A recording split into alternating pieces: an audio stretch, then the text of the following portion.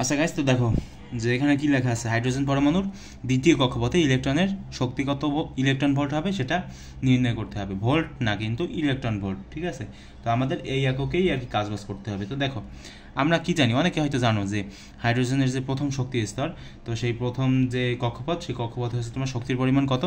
শক্তির পরিমাণ আমি যদি এখানে লিখি E1 দ্বারা, তাহলে এটা হচ্ছে তোমার -13.16। ঠিক আছে, এরকম হবে। তো এটা হচ্ছে তোমার হাইড্রোজেনের প্রথম শক্তি স্তরের যে মানে প্রথম কক্ষপথের যে শক্তি সেটা। ঠিক আছে, কী হবে ভাই, এখানে ইলেকট্রন ভোল্ট হবে কিন্তু। ঠিক আছে, তো এটা হচ্ছে তোমার প্রথম কক্ষপথের। আর যদি তুমি দ্বিতীয় কক্ষপথেরটা নির্ণয় করতে চাও, তাহলে কী কী করতে হবে, এখানে একটা সূত্র আছে। কি সূত্র?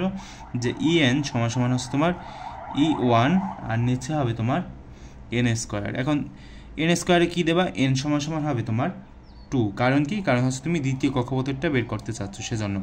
আচ্ছা, তো E2 এখানে হবে তোমার E1 এর জায়গায় তুমি এটা দিবা। আচ্ছা, এটা বলতে পারবা যে এখানে মাইনাসটা কেন আসলো? কারণ এখানে ইলেকট্রনের কথা বলা হয়েছে না ভাই।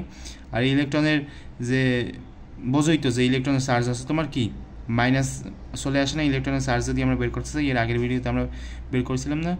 ঠিক আছে, তাহলে এখানে হবে কি, এখানে হবে তোমার 2 এর ওপর হবে তোমার স্কোয়ার। তো তুমি যদি এখানে ক্যালকুলেশন করো, ক্যালকুলেশন করলে যে জিনিসটা আসবে সেটা হচ্ছে তোমার -3.4 ইলেকট্রন ভোল্ট। ঠিক আছে, এটা হচ্ছে আমাদের কি, এটা হচ্ছে আমাদের অ্যান্সার।